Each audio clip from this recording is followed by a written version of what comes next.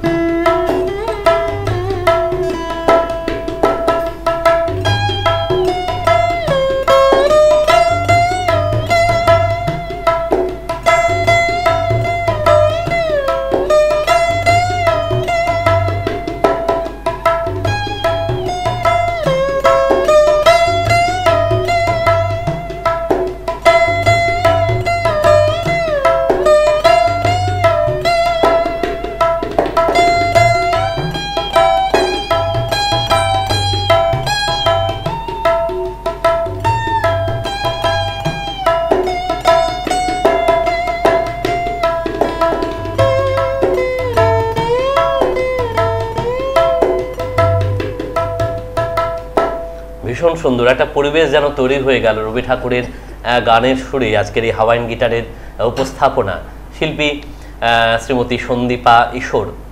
সন্দীপা ঈশ্বর শুধুমাত্র গিটার নয়, তার সঙ্গে তার কিন্তু সংস্কৃতি চর্চার একটা বিভিন্ন দিকের বৈচিত্র্যময় উপস্থাপনা সবসময় কাজ করে। তিনি নিজে ভালো গান গাইতে পছন্দ করেন এবং আবৃত্তির জগতে তার নৃত্য পদচারণা রয়েছে। কোচবিহারের একটি প্রতিষ্ঠিত নাট্য দলের আপনি সদস্যা, তাই তো? ফলে সংস্কৃতির বিভিন্ন ক্ষেত্রে তিনি নিজেকে জড়িয়ে রাখতে ভালোবাসেন। এই আপনার কথা থেকে আমরা জানতে পারলাম যে মেয়েবেলা থেকেই আপনার গিটারের প্রতি ভালোবাসা, গিটার গান সব। আচ্ছা, তো গিটার শেখা হয়েছে কোথা থেকে? সুরমালঞ্চ।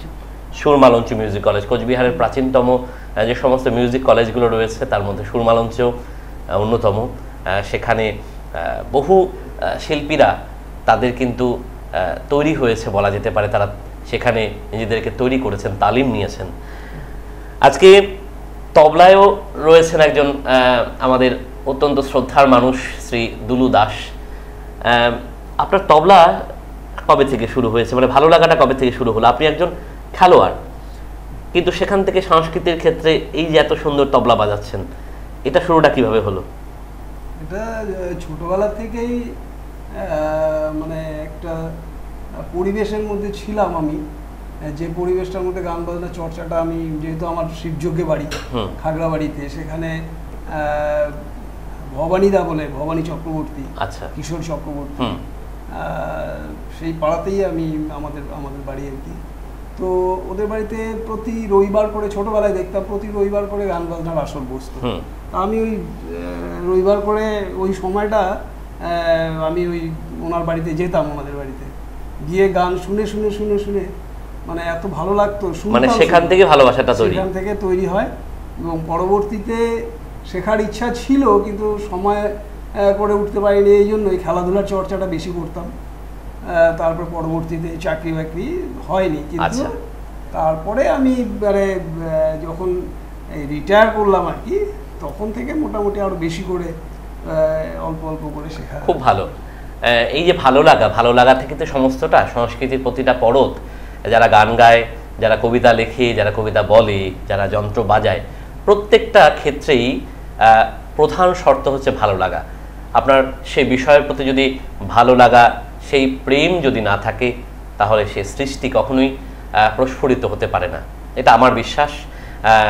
তাই এই যে সামনে 15ই আগস্ট আসছে, স্বাধীনতা দিবস ঘটা করে দেশভক্তি গান বেজে উঠবে চারিদিকে। তো এই স্বাধীনতা দিবস উপলক্ষে কোনো গান যদি আমরা শুনি, কোনো গান জানা আছে? আচ্ছা, তাহলে এবার আমরা দেশভক্তির উপর একটা গান শুনি হাওয়াইন গিটারে।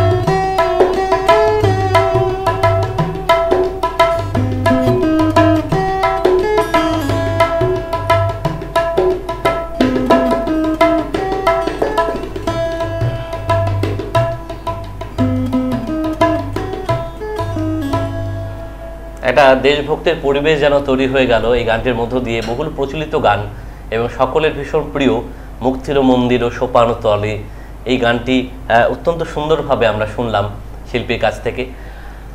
এই যে বিভিন্ন ক্ষেত্রে শিল্পীর পদচারণা, তো প্রথমে রবীন্দ্রসঙ্গীত শুনলাম, তারপরে আপনার দেশভক্তির একটি গান অসাধারণ শোনালেন, এরপরে কি গান আমরা শুনবো? এরপর আরেকটা রবীন্দ্রসঙ্গীত, বেশ, আরেকটা রবীন্দ্রসঙ্গীত আমরা শুনে নিই ছোট্ট করে।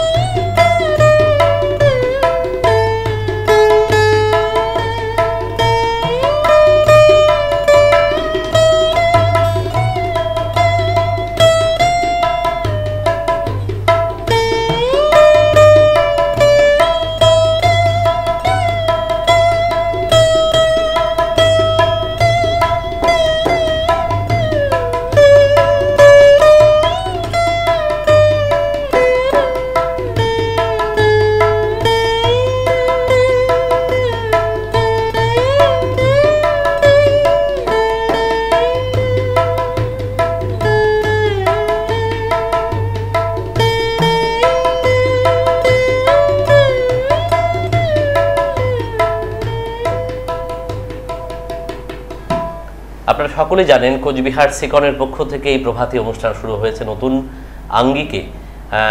এই অনুষ্ঠানে যারা অংশগ্রহণ করতে ইচ্ছুক তারা অবশ্যই আমাদের সাথে যোগাযোগ করবেন। আমরা শিল্পীদেরকে আমন্ত্রণ জানাচ্ছি বিভিন্ন ক্ষেত্রে, গান, আবৃত্তি, যন্ত্রসঙ্গীত, এই বিষয়গুলোতে যাতে শিল্পীদের উপস্থাপনার একটা জায়গা তৈরি হয়। কোচবিহারে বহু গুণী শিল্পী রয়েছেন এবং শুধুমাত্র কোচবিহারের পরিসরে নয়, গোটা উত্তরবঙ্গব্যাপী যাদের খ্যাতি রয়েছে, সুনাম রয়েছে, সম্মান রয়েছে, আমরা তাদেরকে সম্মান জানাতে চাই। কোচবিহার সিকন এই প্রভাতী আড্ডায় আজ সকালের আমন্ত্রণে আপনাদেরকে ভীষণভাবে কাছে পেতে চাই। আজকে যেমন এই প্রভাতী আড্ডায় আমাদের সঙ্গে রয়েছেন হাওয়াইন গিটারে শিল্পী শ্রীমতী সন্দীপা ঈশ্বর, তবলায় সহযোগিতা করছেন তবলা শিল্পী শ্রী দুলু দাস।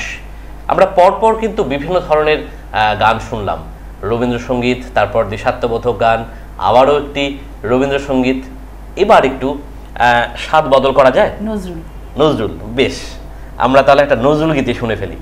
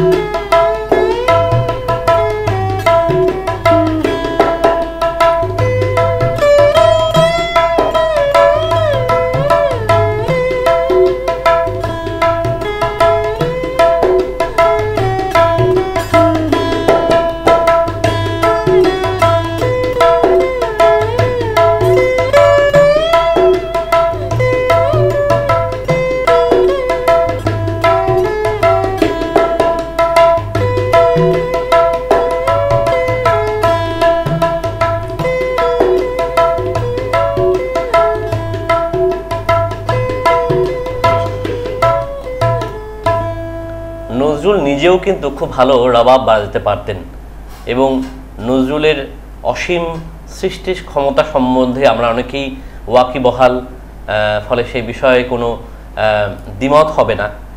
আমরা আজকের এই প্রভাতী আড্ডায় যন্ত্রসঙ্গীতের শিল্পীকে পেয়েছি। যন্ত্রসঙ্গীতে পরপর খুব অসাধারণভাবে কিছু কালোজয়ী গান আমাদেরকে শিল্পী শোনাচ্ছেন। এই হাওয়াইন গিটারের প্রতি ভালোবাসাটা তৈরি হলো কি করে? মানে সাধারণত মেয়েরা সঙ্গীত শেখেন বা অন্যান্য ইনস্ট্রুমেন্টের ক্ষেত্রে অনেক রকম ইনস্ট্রুমেন্ট রয়েছে, কিন্তু হাওয়াইন গিটারের প্রতি ভালোবাসা কেন তৈরি হলো? প্রথমে যখন গান শিখতাম, গানটা করেছি, তারপরে এক বান্ধবী আর কি বললো যে চলো গিটার শিখি, তখনই ওই গিটার স্কুলে, মানে বান্ধবীর অনুপ্রেরণাতে, মানে বান্ধবীর অনুপ্রেরণাতে প্রথম হাওয়াইন গিটারের প্রতি ভালোবাসা তৈরি হয় এবং সেটা চলছে লাগাতার। বিভিন্ন মঞ্চে আমরা সন্দীপা দেবীকে গিটার বাজনরত অবস্থায় দেখি এবং অত্যন্ত সুন্দরভাবে সে অনুষ্ঠানগুলো তিনি পরিবেশন করেন। আজকেও যেমন করে সিকনের পর্দায় এই প্রভাতী অনুষ্ঠানে আমরা তাকে পেয়েছি। আচ্ছা, এবারে আমরা কি গান শুনবো? আধুনিক গান। বেশ, একটা আধুনিক গানের দিকে আমরা চলে যাচ্ছি। আধুনিক গান এবার পরিবেশন করবেন শিল্পী সন্দীপা ঈশ্বর।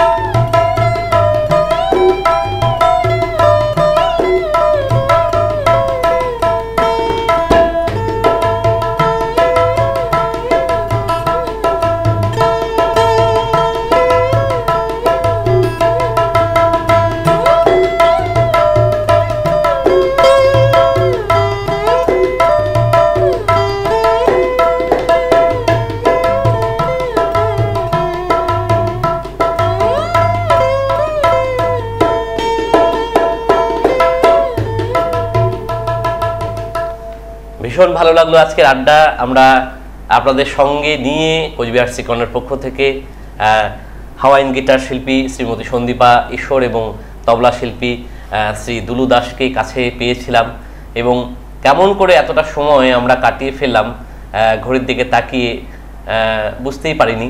যাই হোক, অনেক অনেক কৃতজ্ঞতা। আজকের এই আড্ডা আমরা শেষ করব। যারা কোচবিহার সিকনের পর্দায় আমাদের সঙ্গে ছিলেন তাদেরকে অনেক অনেক কৃতজ্ঞতা জানাচ্ছি এবং সেই সঙ্গে শিল্পী শ্রীমতী সন্দীপা ঈশ্বর এবং শিল্পী দুলু দাস তাদেরকেও অনেক অনেক কৃতজ্ঞতা জানাবো, ধন্যবাদ জানাবো। আবারও কোনো আসরে আবার দেখা হবে, আবার আমরা হাওয়াইন গিটারে আরও নতুন কিছু গানের সুর শুনবো। ততক্ষণের জন্য বিদায় নিচ্ছি। ভালো থাকুন, সুস্থ থাকুন।